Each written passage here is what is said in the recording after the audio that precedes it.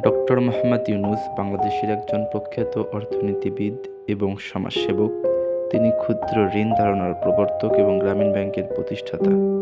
তার ক্ষুদ্র ঋণ মডেল দরিদ্র মানুষের অর্থনৈতিক মুক্তির জন্য বিশ্বব্যাপী উদাহরণ হিসেবে স্বীকৃত। তিনি 1940 সালে চট্টগ্রামে জন্মগ্রহণ করেন।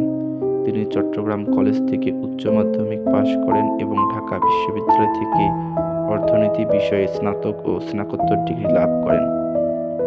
তারপর তিনি ফুলব্রাইট স্কলারশিপে যুক্তরাষ্ট্রের ভ্যান্ডারবিল্ট বিশ্ববিদ্যালয় থেকে অর্থনীতিতে পিএইচডি ডিগ্রি লাভ করেন। তিনি অধ্যাপক হিসেবে চট্টগ্রাম বিশ্ববিদ্যালয়ে যোগদান করেছিলেন। 1974 সালের দুর্ভিক্ষে তিনি দরিদ্র দূরীকরণে গভীরভাবে অনুপ্রাণিত হন। তারপর 1976 সালে চট্টগ্রামের জোবরা গ্রামে পরীক্ষামূলকভাবে ক্ষুদ্র ঋণ কর্মসূচি চালু করেন। ফলশ্রুতিতে তিনি 1983 সালে গ্রামীণ ব্যাংকের প্রতিষ্ঠা করেন। তিনি তার জীবদ্দশায় এখন পর্যন্ত অসংখ্য পুরস্কারে ভূষিত হয়েছেন। তার মধ্যে উল্লেখযোগ্য হচ্ছে নোবেল পুরস্কার, presidential medal of freedom, congressional gold medal.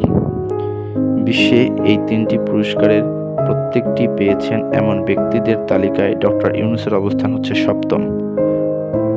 তিনি বিশ্বের 50টিরও বেশি বিশ্ববিদ্যালয় থেকে সম্মানসূচক ডিগ্রি লাভ করেছেন।